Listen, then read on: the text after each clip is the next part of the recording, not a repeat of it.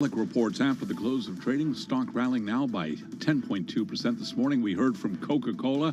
That stock down 0.5%. Rival PepsiCo reports tomorrow, down now by 0.2%. Couple of headlines from the Bloomberg Professional Service. Starbucks has announced what it's calling a revitalized Starbucks mission, and Amazon drivers in Palmdale, California are joining the Teamsters Union. I'm Charlie Pelleton. That is a Bloomberg Business Flash.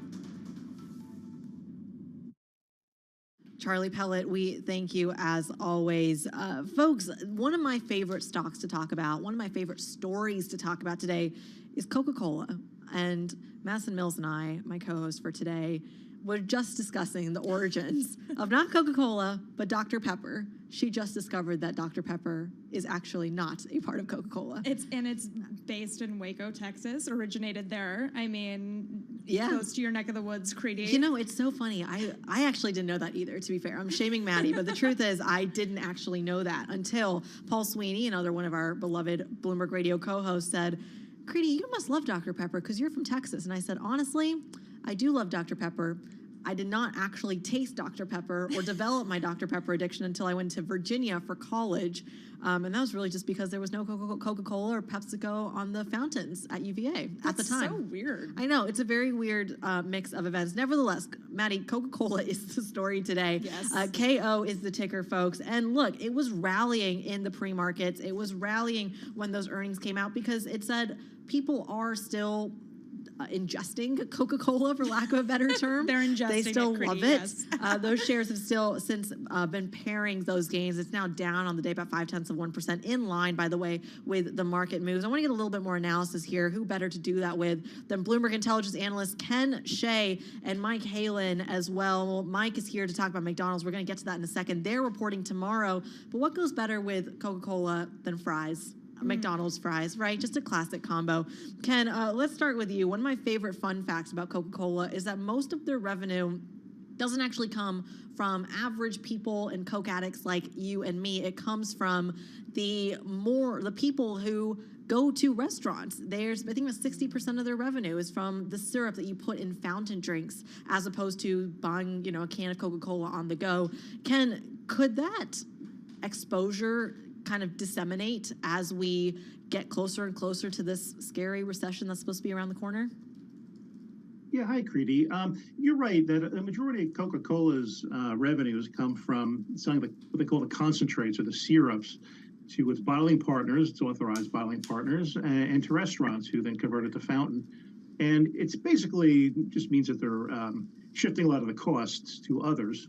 It doesn't like driving trucks and employing a lot of people to do that, and so it does some of that in some markets, but by and large, it offsets that to others. But that's been part and parcel of the business for a long time, and quite frankly, it's probably the most attractive business because these products generate high gross margins.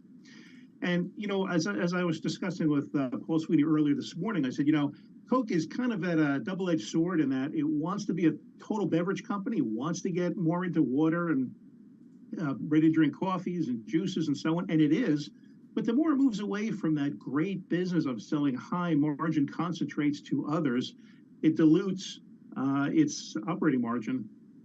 It's done a good job balancing it, but it's an interesting thought. Hey, Ken, I am curious about the price hikes coming out of Coca-Cola and to what extent that impacts some of the numbers, particularly as we move forward. Obviously, great news for them today, but is there any chance of those price hikes they've been doing to mitigate the impact of inflation potentially going to cause some consumer isolation down the line, or are people just, loving Coke enough that that's not a risk in the cards for them?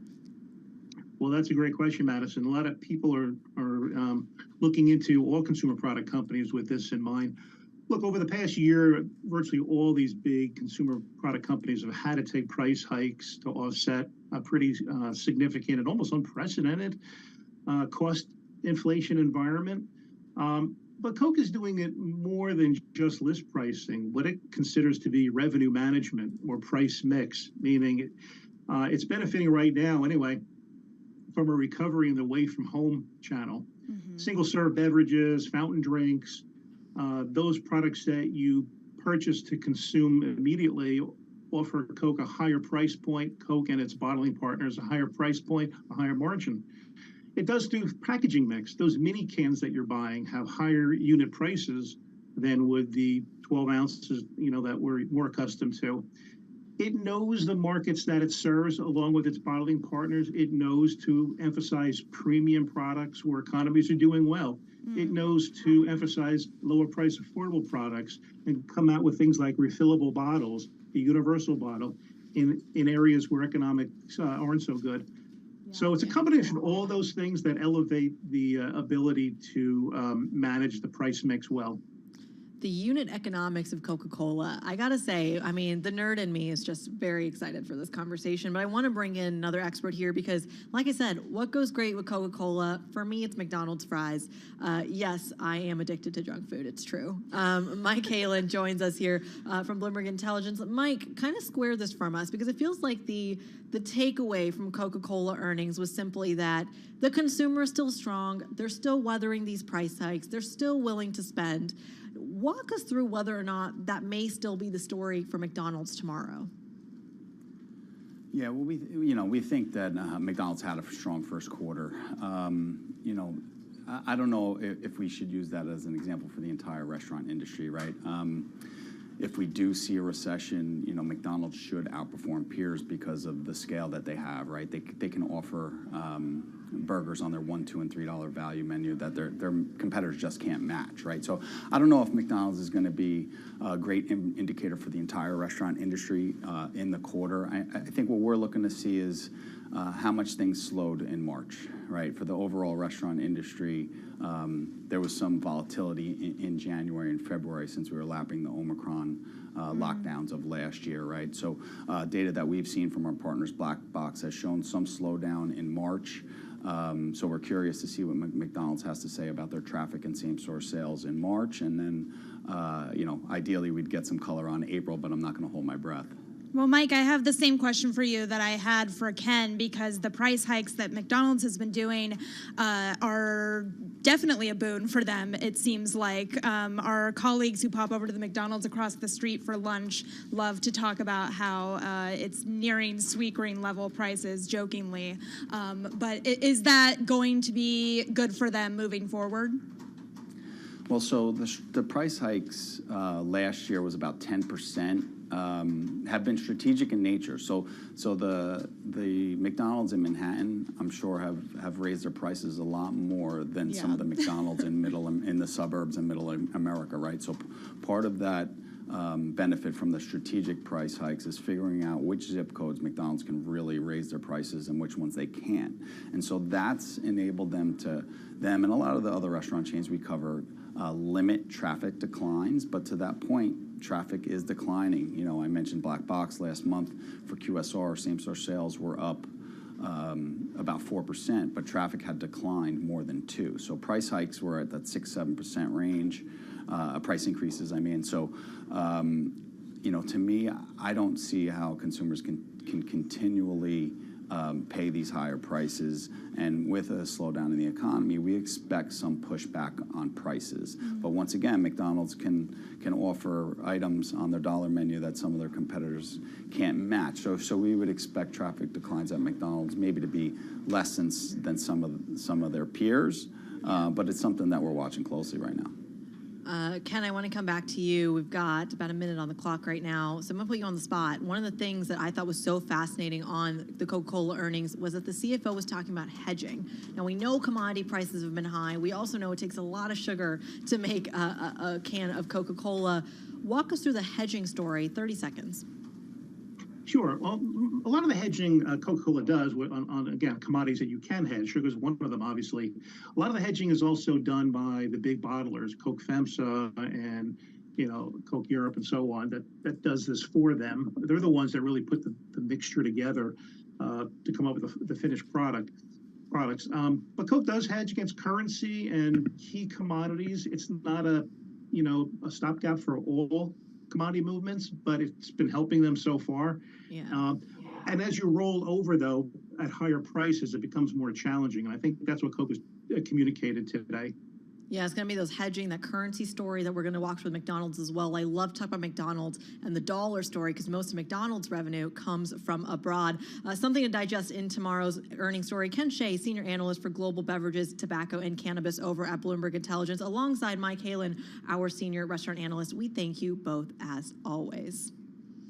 Let's get a quick check on the latest world and national news with Nancy Lyons in the Bloomberg 99.1 newsroom in Washington, D.C. Nancy. Thanks, Creedy. TV host Tucker Carlson and Fox News Media have agreed to part ways. In a statement, Fox says Carlson's last program was Friday, April 21st. The development comes nearly a week after the $787.5 million settlement agreement between Fox and Dominion Voting Systems, and CNN also says it's parting ways with its longtime anchor, Don Lemon, who's been with that network for 17 years. President Biden's top advisor on domestic policy has given her notice. Bloomberg's Nathan Hager has more from Washington. The White House confirms Susan Rice is stepping down as head of the White House Domestic Policy Council. The one-time national security advisor under former President Obama oversaw a broad portfolio of policy issues in the Biden White House, including controversial ones like immigration and border security. In a statement, the president praised Rice's work on health care, gun violence, student debt relief, migration, and other key agenda items. Senior administration officials say Susan Rice's last day at the White House will be May 26th. In Washington, I'm Nathan Hager, Bloomberg Radio. Jury selection is underway in the federal trial of a truck driver accused of shooting and killing 11 people at a Pittsburgh synagogue, the Tree of Life, in 2018. Robert Bowers faces 63 counts in total, and he could receive the death penalty if convicted. Stephen Cohen was with the New Light congregation that was sharing the space when the shooting occurred. For 5 years, we've been sitting on tenterhooks. We want there to be justice. Again, that's Stephen Cohen with New Light Congregation. Attorneys for the defendant say Bowen suffers from schizophrenia. And a former Minnesota police officer is out of prison after serving 16 months for a deadly shooting. Kim Potter shot and killed Dante Wright during a traffic stop when she accidentally pulled out her gun instead of her taser. Global news 24 hours a day, powered by more than 2,700 journalists and analysts in over 120 countries.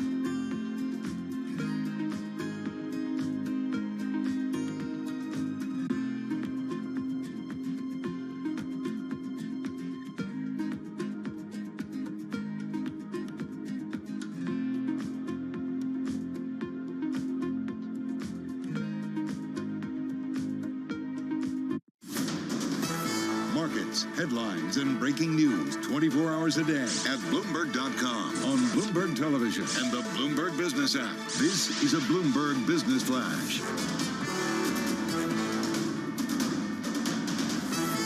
It's 3:40 on Wall Street. We do check markets all day long at Bloomberg. We've got the Dow higher, the S&P up barely, NASDAQ in the red. Let's head right over to the first word breaking news desk for today's afternoon call. Here he is, Bill Maloney.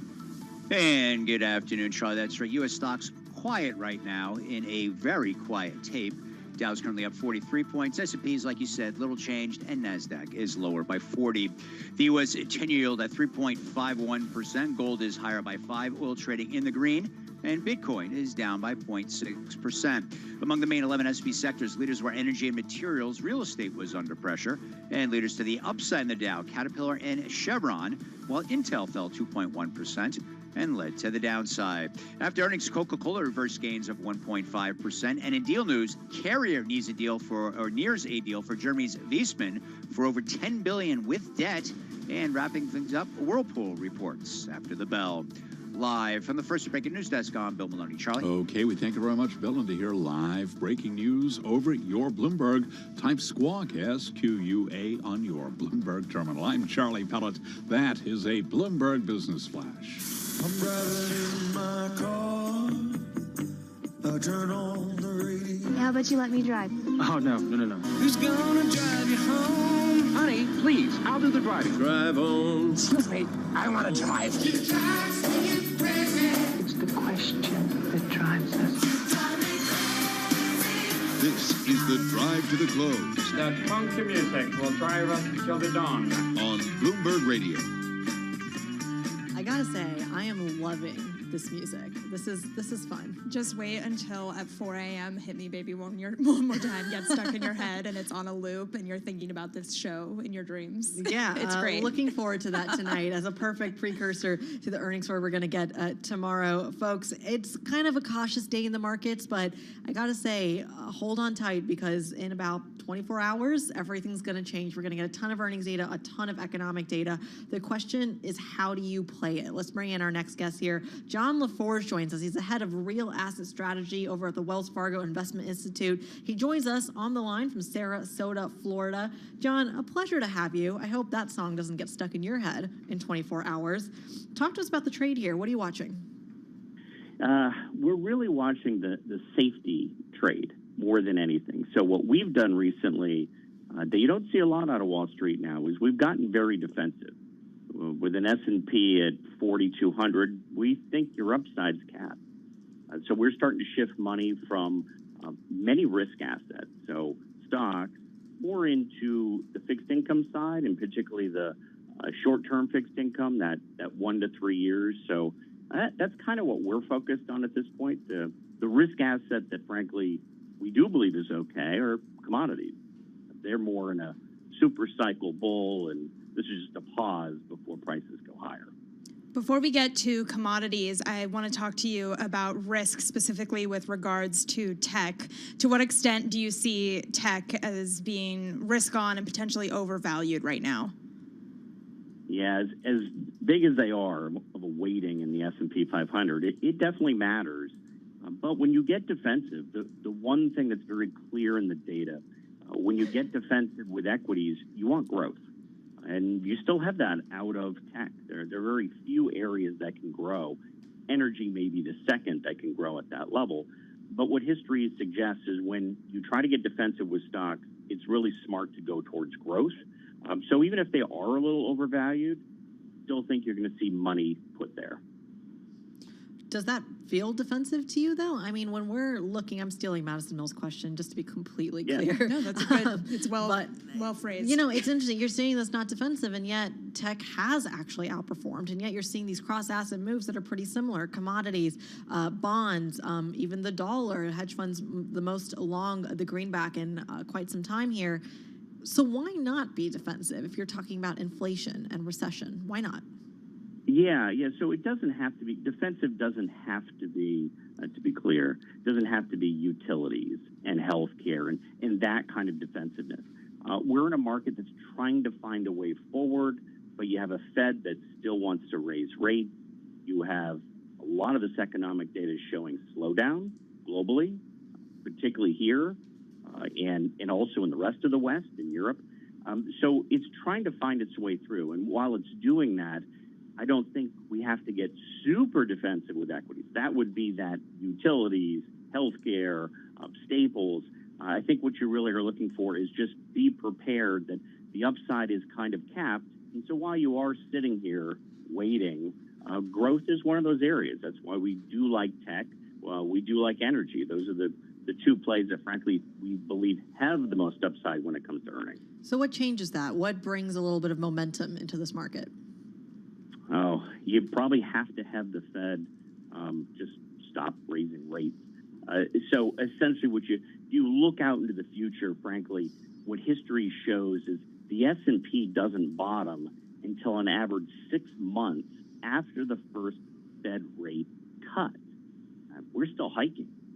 So that's kind of what we're looking for is we really need to turn that corner where the Fed's looking at actually cutting rates, and then we'll probably get more constructive on the S&P. Yeah, that makes a lot of sense. I guess since you brought it up, I do have to just get your Bloomberg take on the Fed's terminal rate, when you think they're going to pause and when you think they're going to start to pivot. Yeah, we don't have a specific date for that pause or pivot. We do believe that the next two meetings, we will see 2 more 25 basis point hikes. Then we think you'll get the pause. So I guess technically you could say the pause might be this summer after those 2. They're so data dependent, though. We don't want to get too far ahead of ourselves. But we are anticipating a recession later this year. So we believe that will make them pause. And then we might be into cut mode come, the beginning of 2024, maybe this time next year. Well, I got to say that you have to then look at the commodity market, the bond market as well. If you're forecasting into 2024, is all of that priced into the market, a 10-year yield of 351? I know. Nuts, huh? I would love to say no, but markets are pretty forward-looking, so possibly. But yeah, that's a really, really tough call because markets are pretty good at anticipating what the heck is going on. But we'd expect that long end to eventually move up. So we are inverted on the curve today, which shows or flashes recession coming. But by this time next year, we believe we're going to be back in that steepening. We've been inverted for like 2 years now, though. I'm looking like 2s, 10s, and negative 63 basis points. To be fair, to your credit, look, we're not as inverted as we were. We hit almost, I think, 150 basis points of negative inversion on the 2s, 10s. But look, we've been inverted for a while. A lot of folks are saying this gauge is quite broken. To me, I think what's scary is a 2-year yield at 4.13. It's the bond volatility that I'm more worried about because a month, 2 months ago, we were hitting 5%, getting really close to that terminal rate. What is driving this bond market? Inflation or recession? 30 seconds. Both. But I gotta pick one, man. Inflation is not coming down fast enough. I think that's what's driving it. Is everyone's anticipating this move from our 5-6% level now to we need to get to where the Fed is at 2, and we're just not getting there. We're getting these intermittent type readings that are like, oh, we're going to get there eventually, and markets just don't have much patience. So they kind of want it now. So it's both. I would say they are frustrated with inflation's not coming down fast enough.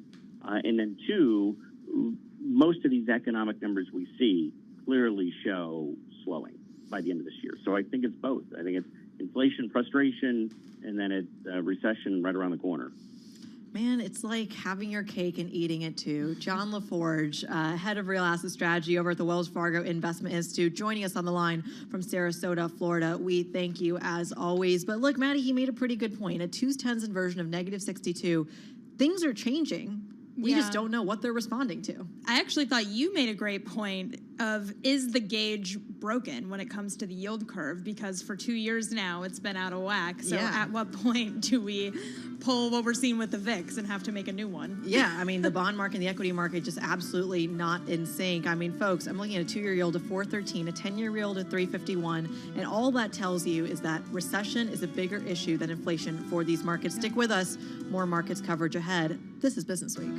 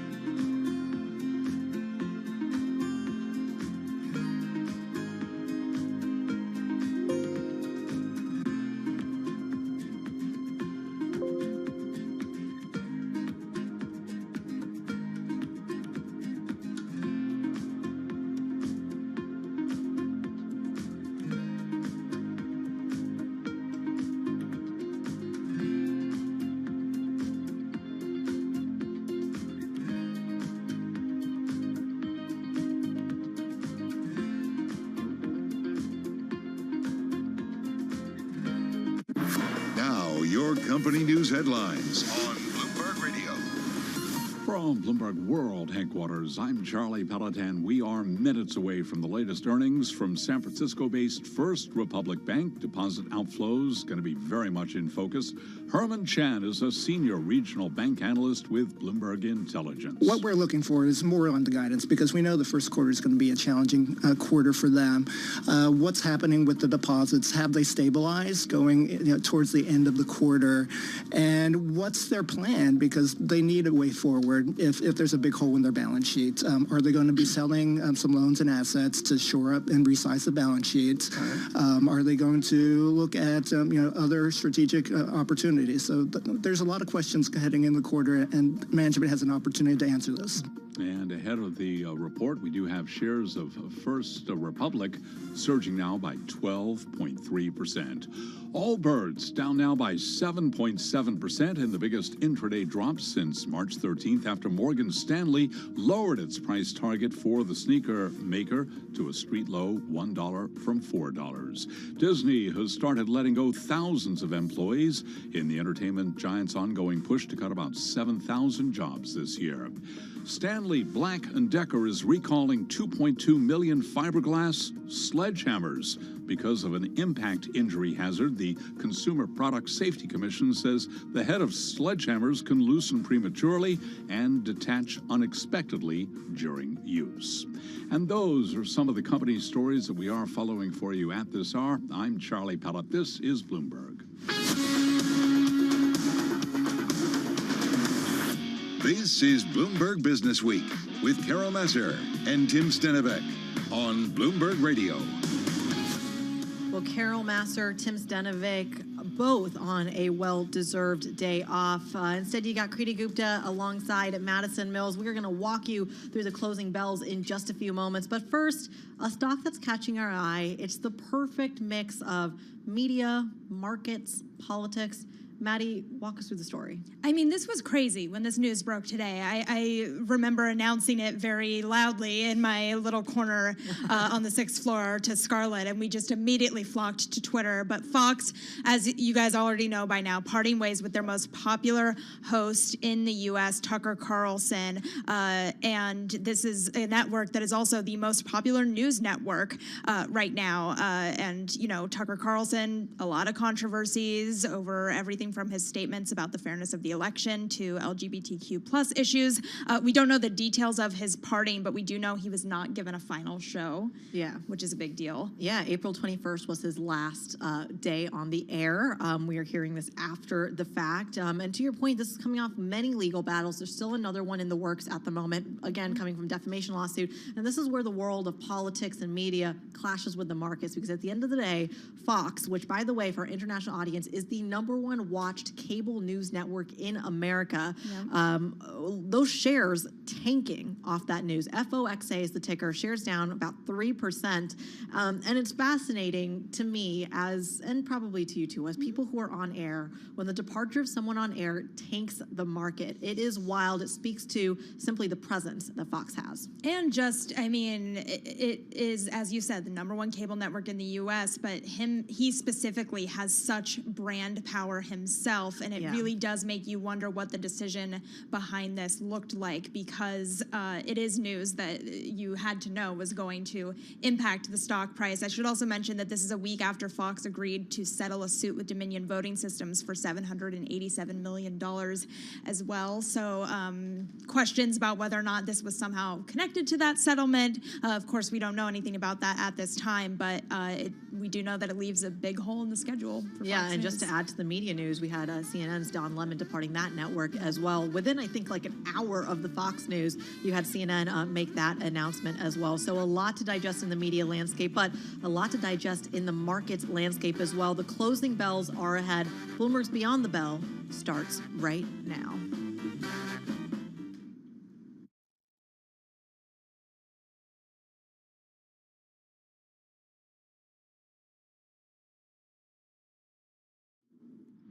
Beyond the Bell, Bloomberg's comprehensive cross-platform coverage of the U.S. market close starts right now. And right now, we are 2 minutes away from the end of the trading day. Romaine Bostic alongside Scarlett Fu, counting you down to the closing bell, here to help take us beyond the bell. It's a global simulcast. We're joined right now by Kriti Gupta as well as Madison Mills, filling in today for the missing in action, Carol Nassar. Welcome to our audiences, though, across Bloomberg Television, Radio Originals, and those folks. Kriti, still streaming on YouTube. Yeah, and I guess they're missing a very actionable day in the markets underneath the hood. Look at the majors, though. Nothing too exciting, but Romaine, everything's going to change in 24 hours. Really? What do you know? I got economic data, earnings. What can't change? Come on, it's this is kind of the spring before the coil. Obviously caused a lot of reaction, and we've got Herman Chan coming up on our program to give us some insights from Bloomberg Intelligence on what to expect from that. But those earnings after the bell are going to be critical to watch. Yeah, absolutely. And in particular, everyone's looking at the deposit levels. The consensus is they fell about $40 billion from the end of last year.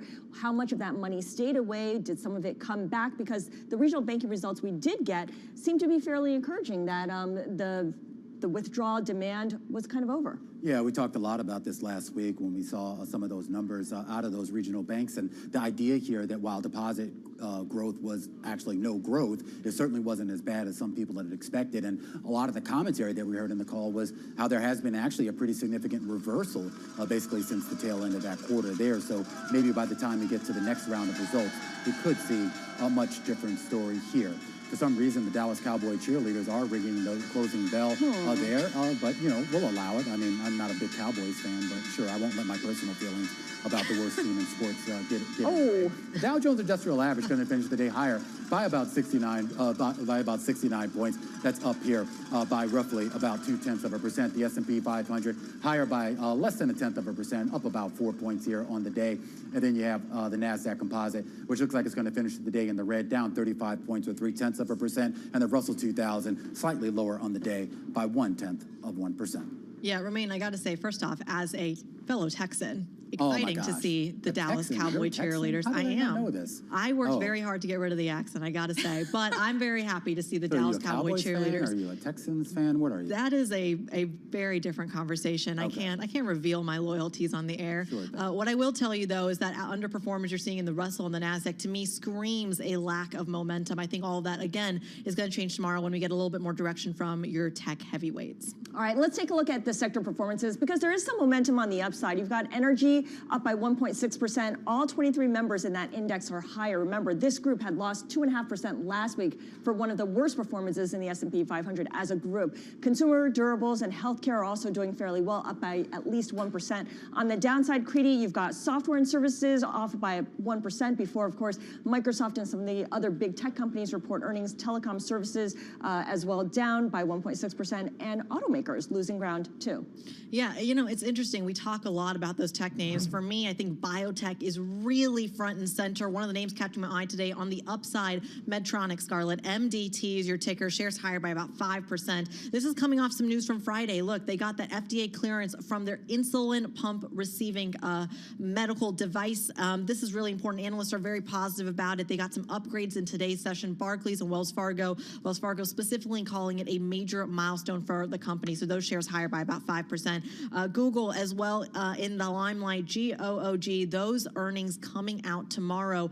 Alphabet investors, of course, awaiting those details on the AI push, but a little bit of optimism around that baked into today's trading day. But to me, the Walmart story, I got to say, I've got to comment on it. WMT is your ticker there. Shares higher by about 0.7% in today's session. Coming off of that Bed Bath & Beyond bankruptcy, analysts saying this is going to be a major tailwind for the likes of Target and for Walmart. But I don't know, can you get your colored towels from Target and Walmart, Maddie? What do you think? Wait, why is this a net positive for them? Because, come on, you no longer have to go to Bed Bath & Beyond for these home goods. We know Walmart has been trying to expand into the home kind of business. Target already very established, but their price point a bit higher. So could be a tailwind. I could be. I mean, they sell bath products. They sell I would go to Costco. Bed products. Do they sell the Beyond products? You go to Costco for your towels? Yeah, much better deal. I'm fascinated, Scar. We got to talk about that. We got to talk about that. But first, I'm going to bring us our decliners, guys. Obviously, starting off with the Fox News. I know that we've been talking about this throughout the day. The #1 cable network parting ways with among their popular hosts in the U.S. Sorry, Romaine. And we know that this led to a $700 million loss to its market cap. And I should mention the advertisers can pull out as soon as they want, so it'll be interesting to see whether that starts to happen on this news. We don't know the details of the party, but we do know that Tucker Carlson was not given a final show. This was announced after his last show on Friday. And this was, again, a week after Fox agreed to settle to a suit with Dominion Voting Systems for $787 million as well. So now I'm going to move over to AT&T, down about 3.8% there on the close. Fell the most in more than 2 decades after they missed analyst estimates for free cash flow in the first quarter. I wonder if this move today is potentially related to the fact that we are getting Verizon's earnings tomorrow, and analysts do say that they are concerned about Verizon subscriber growth as well. And then I want to draw our attention to SMCI. Those shares down as much as 9.7% on Monday after the computer hardware and storage company reported prelim third quarter net sales that were weaker than expected. And this is similar to the Seagate story I brought up last week. The hard drive company seen that big pullback in demand, and I wonder to what extent that is a broader macroeconomic indicator to what we might be seeing. Well, let's stay on the macro here. Let's take a quick look at the Treasury markets here. The drop in yields that we saw in the day might not seem significant, but actually the rate of change that we saw a little bit earlier in the day was quite dramatic here, and that came after we got the Dallas manufacturing data here, which came in at a contraction of about -23, and that's about double the contraction that folks were expecting, looking at about -11 here. So you saw yields come down just a little bit, but that 2-year yield, the most sensitive, of course, to Fed policy, still remain elevated, still above that 4% level. A 2-day Fed meeting set to kick off a week from this Tuesday. And of course, we have no Fed speak to speak of for the moment because of the blackout period. We do have earnings crossing the wire right now. First Republic just reporting, and of course, this is a bank that was under a lot of scrutiny, a lot of pressure in the wake of Silicon Valley Bank's collapse. Net interest margin for the first quarter, 1.77%. Analysts were looking for 1.8%, so less than expected and a key measure of profitability for the business of lending money. First quarter revenue, top line, was $1.2 billion. Consensus estimate was for $1.12 billion. Deposits at the end of the first quarter was $104.47 billion. That is a big miss from what analysts were anticipating, which was $136.67 billion. That was already projected to be a $40 billion drop from the end of last year. So again, deposits missing the mark by quite a bit. First Republic also saying it's taking steps and action to strengthen its balance sheet. We already know that several banks have banded together to lend money essentially to First Republic to kind of get it through this period. There was a lot of talk about maybe another bank coming in, partnering up or buying some of its assets or maybe taking over the bank, but none of that really came out because there were a lot of unrealized losses in the balance sheet that prevented an actual sale of the company. It'll be interesting to see sort of what the mix ends up being as they work through this year, talking about a reduction in expenses that they need to continue with and a reduction in workforce. Now the headline crossing the wire, if we want to put a number on it, cutting its workforce by about 20 to 25% in the second quarter here. So a bank still struggling just a little bit here, not only, of course, with its deposit base, but more importantly, its cost base as well. Yeah, and I got to say, take out some of this wording here. They're working to reduce expenses. They're working to restructure their balance sheet. It's fascinating because when you look at some of the layoff announcements we've heard in the last 2 months or so, Maddie, you do actually see the market rewarding layoffs simply because of this idea of cost efficiency. That is absolutely not the case with First Republic. Certainly seeing quite a bit of distress here. Yeah, I'm seeing, I mean, it's bobbing around a little bit, but now down at least 7% there, hitting 8%, 9%, bobbing around a little bit in the close here. First Republic, again, cutting the workforce by about 20 to 25% in the second quarter, Scar. And cash equivalents, that's another thing that's really important here when it comes to liquidity and questions about liquidity at First Republic. $13.16 billion. The estimate here was for $3.62 billion. So overwhelmingly more cash and cash equivalents than had been anticipated. But one thing remained that really catches my eye here is the net charge-offs. $0.2 million. The consensus was $3.33 million as well. Also, the provisioning was not as bad as expected too. So that just indicates that in terms of the loan quality, it's still holding up. That's not the issue here. New provisions, let me just pull it up. For credit losses, $16 million. Analysts were looking for $22 1.2 million, but the deposits falling more than expected is what's dragging the stock lower. Yeah, absolutely. Here, and the big question is, though, what becomes the growth story for a company like this? We should note that some other earnings are crossing the wire here. We did see Cadence Design come out, and they had a big miss there. You saw Cleveland Cliff earnings come out, and they had a big beat there. And Whirlpool, which I thought was interesting, I was keeping an eye on that, on the read on consumer spending. It looks like most of their major numbers here are coming in either in line or slightly above estimates. But meanwhile, you go back to First Republic and the weakness that we're seeing in those shares continuing here in after-hours trading. Yeah, and already you're getting a headline here saying that it's pursuing strategic options as well. Another redhead crossing the terminal. Folks, that does it for our cross-platform coverage of the market close on Bloomberg Television, radio, and YouTube. Reminder that Bloomberg Business Week is also now on Bloomberg Originals. We'll be back tomorrow, same time, same place. Stay tuned.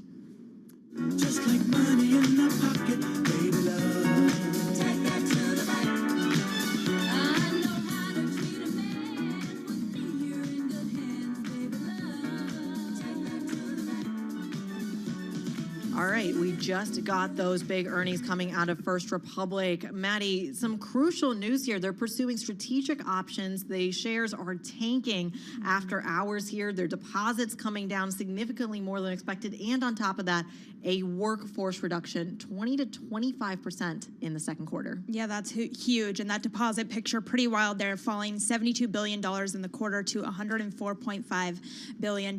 We've got a amazing guest to unpack all of this with us. Herman Chan, Senior Analyst for U.S. Regional Banks from Bloomberg Intelligence, joining us in our Bloomberg Interactive Brokers studio. Herman, all of these headlines, what's standing out to you? Yeah, it's really the deposit number, down 40% quarter over quarter. That's something that they're going to have to tackle on the earnings call. What's the expectation going forward? They're offering a lot of advertised, high yielding CDs in the market today. Are they gaining any traction there? Are they seeing a slowdown in deposit outflow? From looking at the earnings release at first blush, it didn't really give an update in terms of deposits in April. So I guess we'll have to wait until the 4:30 call to get more clarity on that front. Well, Herman, before we dive into kind of the details of there, talk us through some of these numbers that we're seeing. I mean, Scarlett just pointed it out when she's talking about some of the net charge-offs, for example, and some of that loan growth. When it comes to the numbers, the idea of, and I'm just going to very quickly find this on my Bloomberg terminal, as we see shares dropping, by the way, about 8% lower, cash and cash equivalents, $13.2 billion, the estimate 3.6. Right. But then at the same time, net charge-offs only 0.2 million, estimate 3.3. Why are the numbers so off there? Yeah, so in terms of the cash, they've been increasing their cash balances, borrowing from the FHLB, just to shore up their liquidity given all of this deposit outflow. So they're just trying to protect the balance sheet and being liquid as they manage through their issues. And in terms of credit quality and net charge-offs, historically they've been one of the most pristine banks across our coverage in terms of asset quality. So the charge-off numbers on that front really aren't surprising. This is something that has never been an issue with the bank. So it's more what's going on with deposits, how are they manage their liquidity? I'm looking at this headline crossing as well that First Republic has retained nearly 90% of total wealth professionals. What do you make of that move? Yeah, so that's something that we want to hear more of because you're seeing some advisors leaving to other institutions that are perceived to be more stable. So how are they going to retain these wealth folks? Because they really are a key revenue source on the fee income side for the bank and a key way to cross-sell services on the banking side. So it is incumbent for the institution to retain these advisors that have a potential reason to leave given all the instability at the organization. Well, when you talk about instability at the organization, again, what are the options here for First Republic? Where do they reinstill confidence? What are they looking at here? Right. So at first blush, looking at these numbers, the quarter was fine.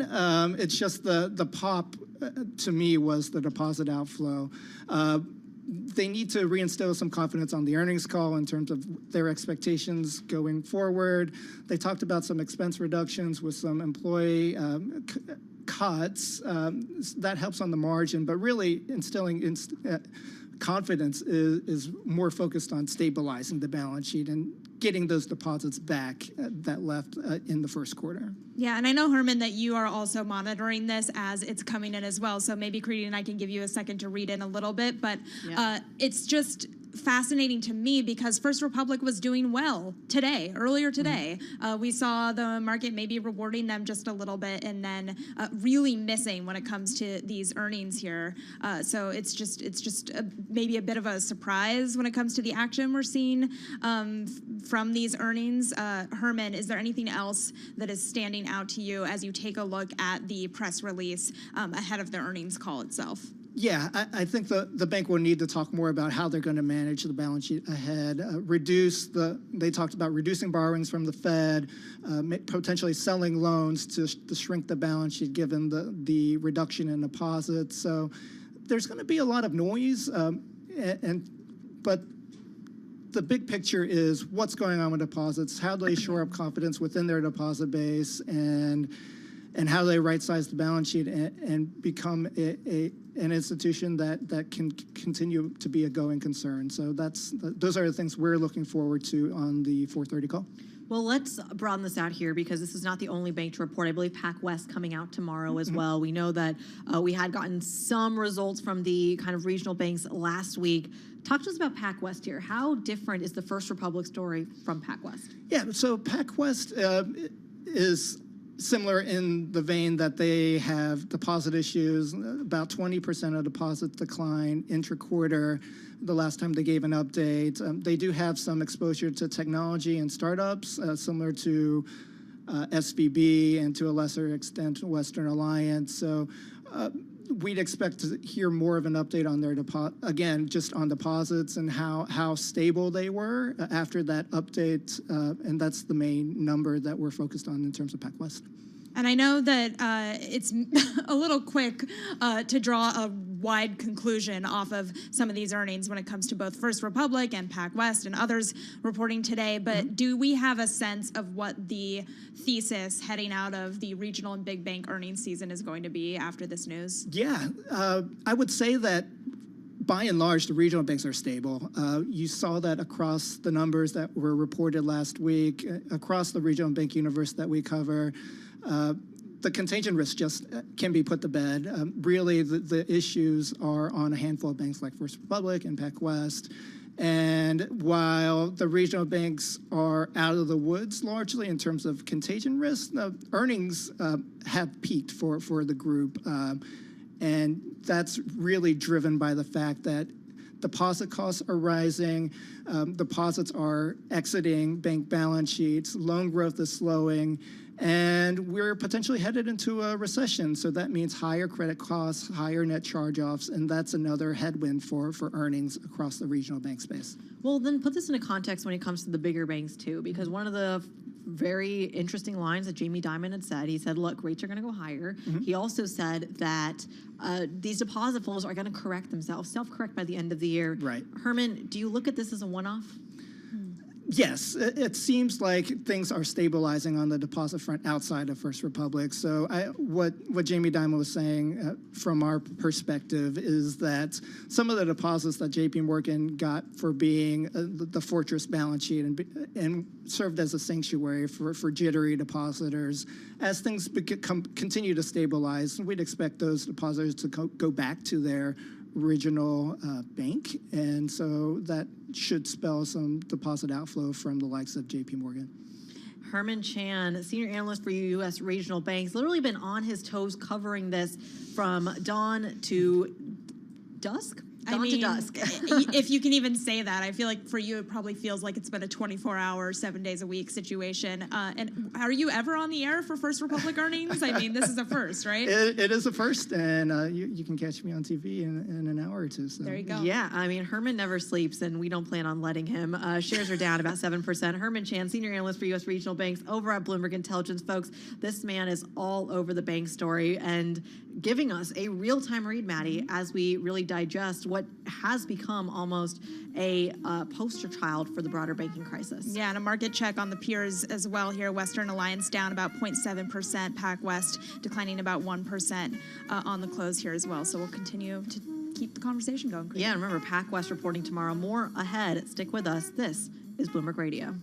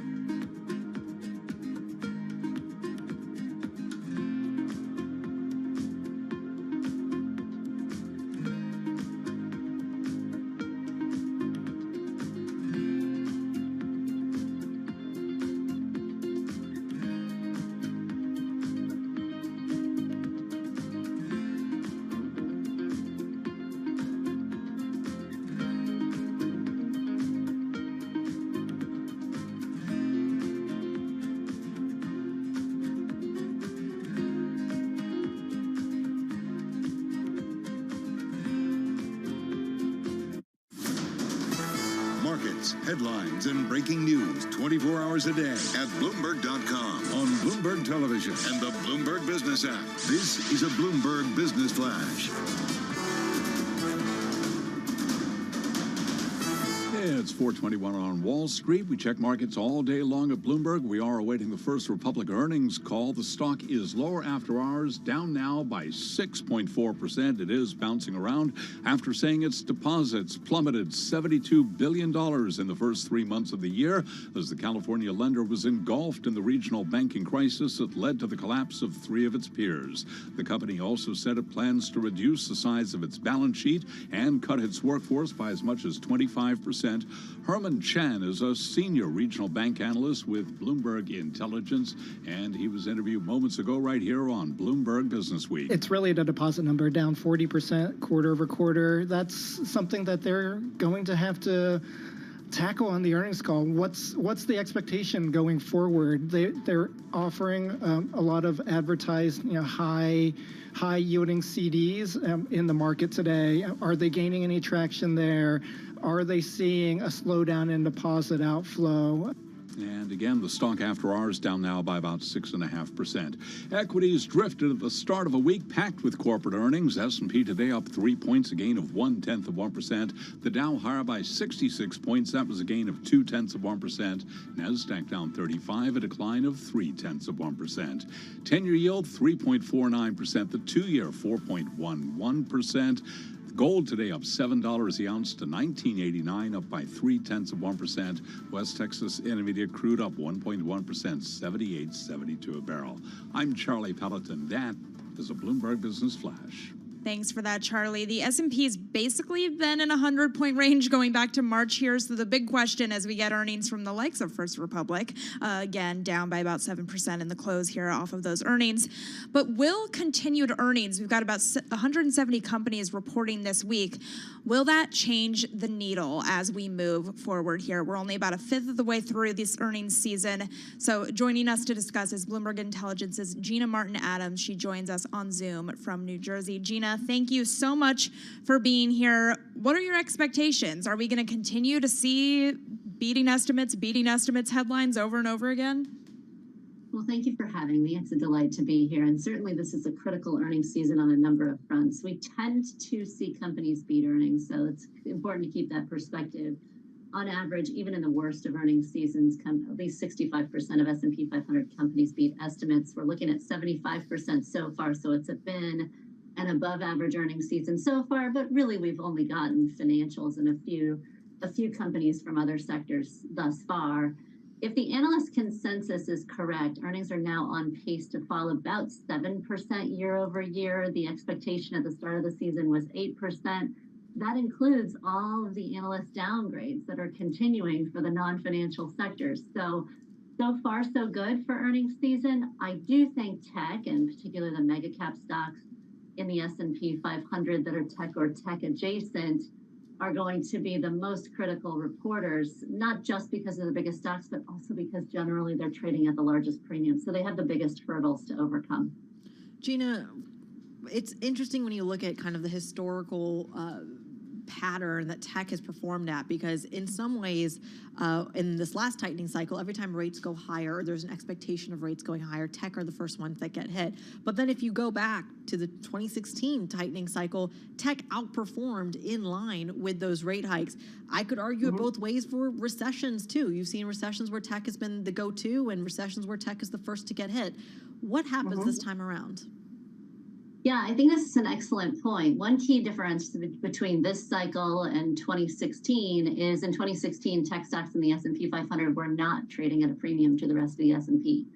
So that would argue that there might be a bit more risk in tech stocks. Another key difference between the current period of earnings recession and that of 2020 is in the 2020 recession, recall tech earnings were growing at an exponentially stronger pace than the rest of the S&P 500 as they were still in business, not shut down, and actually experiencing accelerated demand because of the uniqueness of the pandemic cycle. So I think that this is something of a mix. Right now, tech is trading at a very premium valuation to the rest of the S&P 500, about 50% above the rest of the S&P 500, in fact, but also experiencing an earnings downdraft about double the index, particularly when you remove those key buybacks from the tech sector. Net income is falling more like 20% for the tech space in the S&P 500.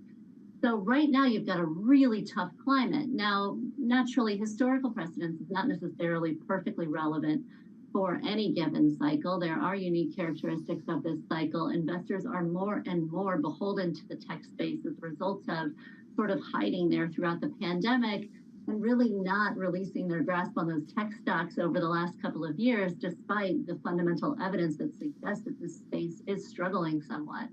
So I think that this is a really unique time, a point in time for tech. We can get some historical evidence to suggest that the combination of valuations and really suppressed earnings should not be great for tech.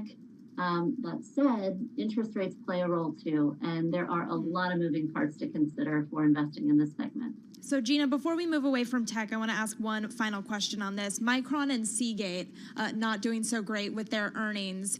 Is that a key indicator of what we might continue to see throughout the rest of the week? Yeah. Well, typically semiconductors are a leading indicator for the technology sector. So anything happening in this semiconductor space is likely to feed through to technology over the future quarters. They're the leading edge of the cycle. So what happens in semiconductors now may be a harbinger of conditions emerging for the rest of the tech space going forward. I actually think, though, in the end, because Apple, I almost merged Apple and Microsoft there. But because Apple and Microsoft are such a huge market cap portion of the tech space, they also really dominate earnings trends, and they're priced at premium levels relative to the index. These two will matter most, without a doubt, for current sentiment toward tech, because they're just so large and they have dominated price trends for the sector. They're also very important to driving price trends for the S&P 500 as a whole. So I don't want to ignore the rest of the indicators. I definitely think semiconductors prices have performed very well, hinting to an emerging improvement in earnings trends for that segment. We want to pay attention to that pretty closely as an indicator for the broader sector. But really what matters from a sentiment perspective right now is, can Apple and Microsoft continue to hold up sentiment toward their stocks, which are definitely premium priced, and earnings are not particularly strong to support those premium prices. Well, talk to us then a little bit about kind of the valuations here, because it just feels like if you are, and we've heard this time and time again when it comes to growth stocks, and not necessarily your Alphabets, your Metas, but even going back to the 50s or the 60s, kind of these growth stocks that were Walmart, IBM, Disney at the time, that in a decelerating macro environment, you lean towards the growthiest parts of the market, because value as the alternative is not the way to go if a recession is coming down. And I'm just thinking aloud here, teach me, Gina, as a recession is kind of coming down, that just means a direct drop in things like CapEx spending or infrastructure and things like that. So naturally you go in the opposite direction to the growthy names. Why aren't we seeing a bigger push towards the growthy names if everyone's convinced a recession is just around the corner? Yeah, I think it's a matter of a couple of things, Kriti. I would say first, it's a function of inflation. You know, this has been a really unique cycle over the last year. All of the earnings weakness has really been accounted for by price trends and inflationary conditions that really suppressed margin growth. We did see some volume sales deceleration certainly amplify those margin struggles for companies. But that margin struggle was found on the part of the growth companies much more than that for value companies. And as a matter of fact, many value companies actually exhibited a degree of pricing power over the last year. The second thing, I think it is about sequence. I mean, frankly, everybody's talking about and still debating economic recession, but earnings are in recession, and they've been in recession for a year now. So we are about to post our fourth consecutive quarter of ex-energy earnings declines on a year-ago basis for the S&P 500. While everyone debates economic recession, earnings recession may be hitting its worst of its worst point already, and is projected, the earnings stream is projected by analysts to start to recover in the second half of 2023 and into 2024. That sequence makes a really big difference. Where is the earnings recovery going to come from? Well, the analyst consensus actually thinks that the stronger earnings areas of the market are a bit more value-centric this time around. A lot of it is the classification of who's a value stock versus who's a growth stock. But when much of your value segment is in financials, as well as some industrials, some consumer discretionary stocks, and these are the stocks expected to lead that earnings recovery, that can really matter to the sequencing of investing. Gina, 30 seconds. I'm going to put you on the spot here. You mentioned margins. What's more important in this earnings season, top line or bottom line growth? Oh, I think bottom line is almost always more important, Kriti. The only thing that top line really matters for are those growth stocks. because they do have longer duration cash flows, and investors do want to see some persistence in that growth outlook emerge for those companies. But margins are always most meaningful, so I'll pick bottom line. Bottom line, it is that top line growth, I think, coming handy when we're trying to price in whether the consumer is still spending. Gina Martin-Adams, the chief equity strategist over at Bloomberg Intelligence, answering every question that we're throwing at her and staying after hours for us. We thank you as always. Maddie, I asked the top line and bottom line question because it was a question of the day on Bloomberg TV about 2 weeks ago. And I thought it was fascinating because at the end of the day, it's the same question I just asked John LaForge about an hour ago. Top line is the equivalent of, is recession the bigger problem? And bottom line is inflation the bigger problem? You're talking about margins. And I got to say, the jury is still split on it. And it's something to certainly digest coming up. Folks, stick with us. We have more analysis, more markets ahead. This is Bloomberg. And we are now going to head down to our 99.1 studios for World and National News with Nancy Lyons. Nancy.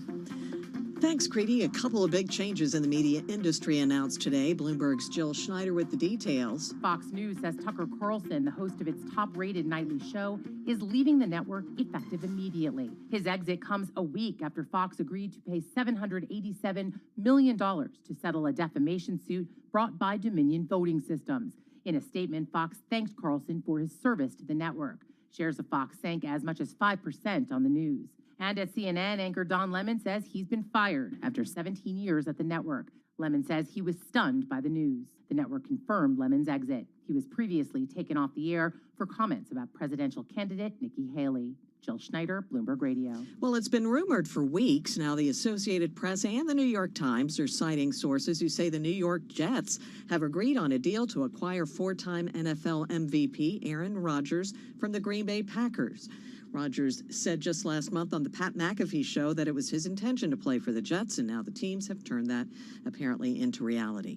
After the successful evacuation of diplomats in Sudan over the weekend, National Security Advisor Jake Sullivan says the U.S. is now working to help private U.S. citizens who want to leave the country that's caught up in turmoil. We are actively facilitating the departure of American citizens who want to leave Sudan, as the State Department has been urging them to do for years. We have deployed U.S. intelligence, surveillance, and reconnaissance assets to support land evacuation routes, which Americans are using, and we're moving naval assets within the region to provide support. Sullivan says Sudan's army and a paramilitary group trying to take control of the country are resisting efforts to negotiate a ceasefire. Global news 24 hours a day, powered by more than 2,700 journalists and analysts in over 120 countries.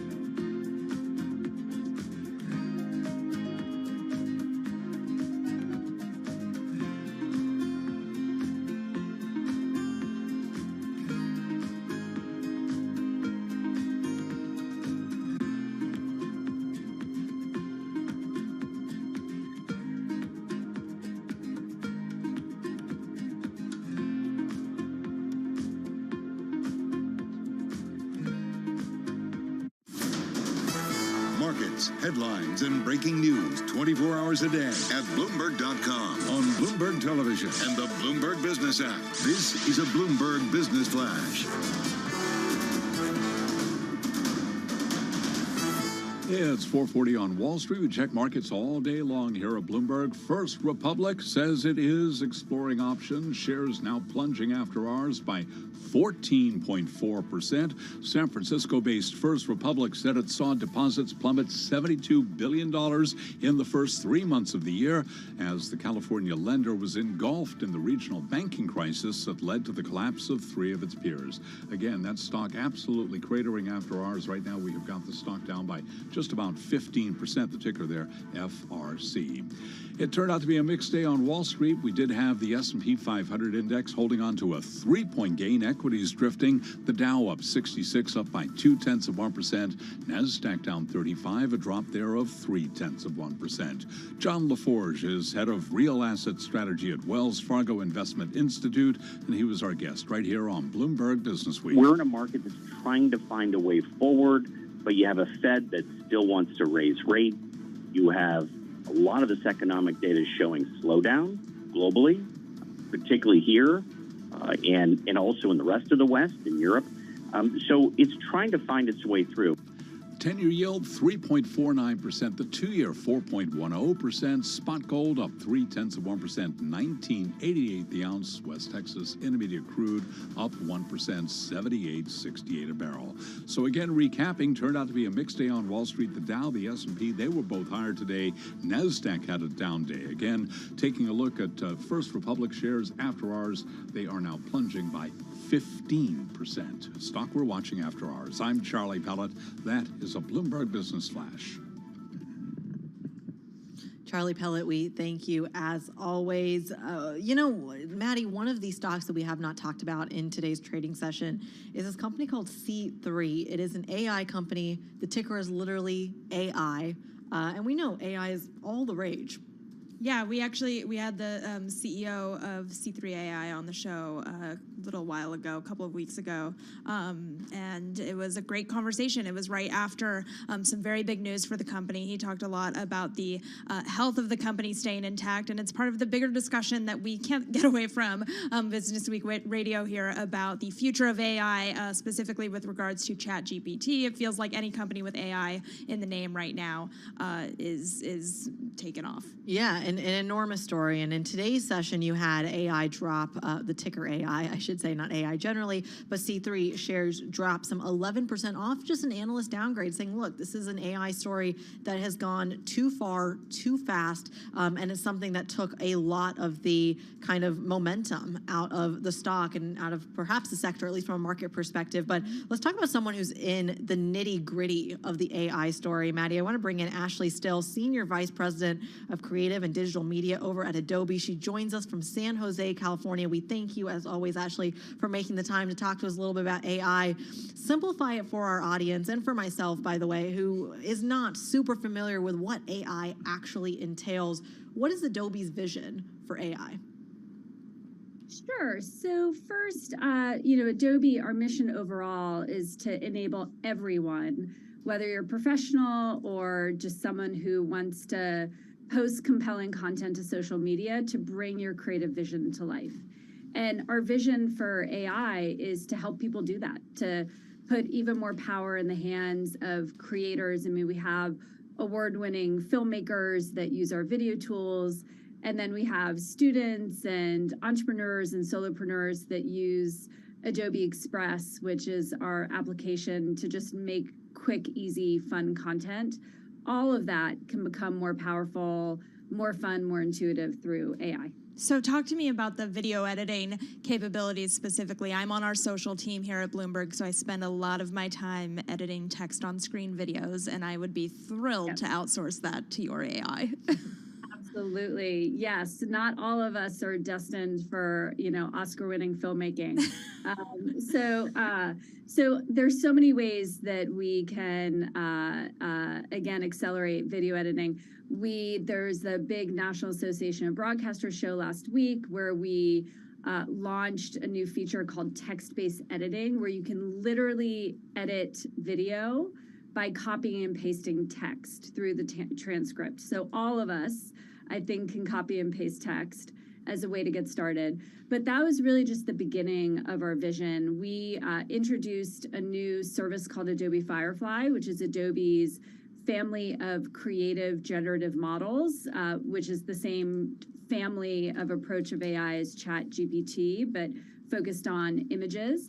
And we will extend that to video. And some of the things that we showed through that vision were things like changing the time of day of a video. So you might have a video that you shot in the morning, but you want it to be sunset, and being able to do that automatically, or looking for sound that goes along well with the video that you're editing, right? Often you're not just editing a video, you're adding sound, you're adding elements, and being able to automatically create sound effects that go really well with that video content. And of course, a lot of times people are finding B-roll and other assets to incorporate into video, and we believe Gen AI can help do that too. So there's a lot of ways. You don't have to just create the video by typing text completely, but there are a lot of ways video can be easier. Yeah, no, and it's funny that you made the joke about we're not all destined for Oscars, but it does feel like we're moving more and more towards, the TikTokers, the Instagram influencers of the world being the people at the forefront of the content creation conversation because of the reach that they have on those platforms. And our own analysts say that Adobe Creative growth could top 14% just due to the explosion of social content. So I wonder, Ashley, if you can give me some insights into kind of to what extent this move is related to that explosion of social media content creation. Is this a play to get those content creators using Creative Cloud products more specifically as they create their content? Absolutely. The demand for content is growing exponentially, and it's growing in two vectors, I would say. First is more people are creating content, and certainly social media is driving a lot of that. And of course, we want all of those content creators to use and love and find value in Adobe tools. The second vector is large companies are creating more content than ever. And of course, these enterprises have always had creative departments and have been creating content, but it's growing exponentially. And so large companies also need more tools and services to help them scale their content, not just through adding people or agencies, but through technology. And so we see this as an opportunity to both expand our business to new people, but also provide more value to the customers that we already have. And what does that mean then for the competitive landscape here? I mean, we have a lot of the big tech names that from a market's perspective, we love to look at the Meta story, the Alphabet story, the Microsoft story, but just how much of corporate America can really engage on the AI front? Oh, I think if technology companies do it right, their existing products and services will just get better, right? And so the responsibility I think we feel at Adobe is to productize AI in a way that's useful and adoptable for our customers, and of course to find ways to make it accessible to new customers as well. And on that customer discussion, do you see this as more of a B2B play, something where you'll be selling the technology to big, newsrooms like the one that we're in, or do you see it as individual consumers? Just about 30 seconds here. Both, absolutely both. So again, I mentioned Adobe Express. It's a free web-based tool to create content and social media posts. We will absolutely introduce AI-powered features into Adobe Express. Any consumer that has access to a browser can use Adobe Express. And then there are opportunities to introduce enterprise products as well. Ashley Still, the Senior Vice President of Creative and Digital Media over at Adobe, joining us from San Jose, California. She is in the heart of it. She's in the heart of the California story and, of course, the tech story broadly. I mean, Maddie, AI is taking over, and, I mean, who knows? Is this a story for 5 years, 10 years? 1 year? Yeah, I mean, I always think about this. We don't even know what the top tech companies are going to be in the next year because, I mean, AI, it's just coming in hot, right? It really is. And I mean, you're seeing that in the markets move very quickly. I mentioned C3, but there are plenty of other names to look at. Folks, stick with us. More coverage ahead. This is Bloomberg.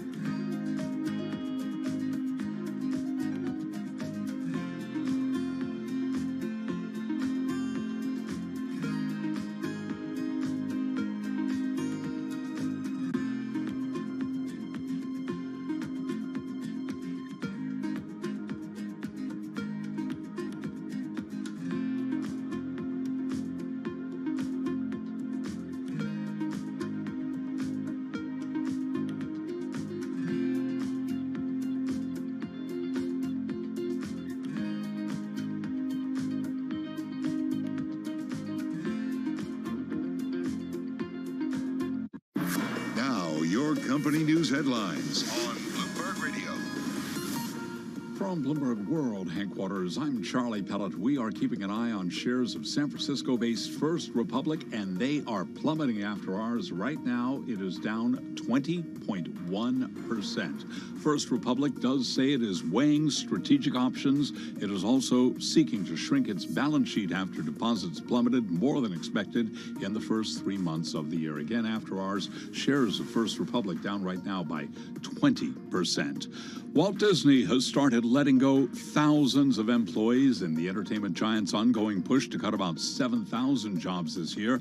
And with more on the story, here's Bloomberg's Kimberly Adams. Charlie, Disney says this is the second of what's expected to be 3 rounds of cuts. The first reductions to Disney's 222,000-person workforce came in March. This round, which will last through Thursday, should bring the total positions eliminated to around 4,000. Disney's latest job reductions are part of Chief Executive Officer Bob Iger's ambition to save $5.5 billion in annual costs. The company is seeking to pair its commitment to general entertainment and prioritize franchises and well-recognized brands. Cuts are coming across all divisions, stretching from the company's headquarters in Burbank, California, to Connecticut, where its ESPN sports networks are based. The company says hourly workers at the theme parks will not be affected. Charlie? And that's Kimberly Adams reporting. Disney shares up 0.1%. Sweetgreen, the salad chain, is launching a paid loyalty program that will give fans discounts and access to salad-themed merchandise. Sweetgreen shares up 1.9%. Those are the company stories we're following this hour. This is Bloomberg.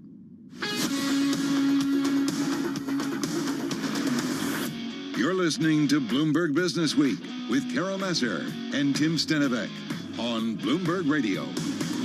Carol Masser, Tim Stenovec, they are out. Don't worry, they were not fired. They're just taking a well-deserved day off. Instead, you're stuck with me, Kriti Gupta, alongside Madison Mills. But don't worry, we've got plenty of more interesting guests, interesting conversations coming up. But for now, let's get a quick check on the latest world and national news with Nancy Lyons in the Bloomberg 99.1 newsroom in Washington, D.C. Nancy. Thanks, Kriti. Fox News says Tucker Carlson, the host of its top-rated nightly show, will be leaving the network effective immediately. His exit comes a week after Fox agreed to pay more than $787 million to settle a defamation suit brought by Dominion Voting Systems. And it leaves a big hole in the schedule of the #1 cable network. Carlson did question the accuracy of the voting machines on his show, Tucker Carlson Tonight. Electronic voting machines didn't allow people to vote, apparently. And that, whatever you think of it, the cause of it, it shakes people's faith in the system. That is an actual threat to democracy. Before the settlement, Carlson was among a handful of Fox figures who were scheduled to testify in the case. Another big change in the media industry to tell you about, CNN anchor Don Lemon says he's been fired after 17 years at that network. Lemon says he was stunned by the news and had no indication it was coming. The network has confirmed Lemon's exit. He was previously taken off the air for comments about the age of presidential candidate Nikki Haley. White House domestic policy advisor Susan Rice is leaving her post. Rice oversaw a broad portfolio of policy issues and was at the center of controversy on some of them, including immigration and the southwest border. The New York Jets have reportedly reached a deal to acquire Aaron Rodgers from the Green Bay Packers. The trade had been expected after weeks of negotiations and after Rodgers told the Pat McAfee show that he intended to play for the Jets.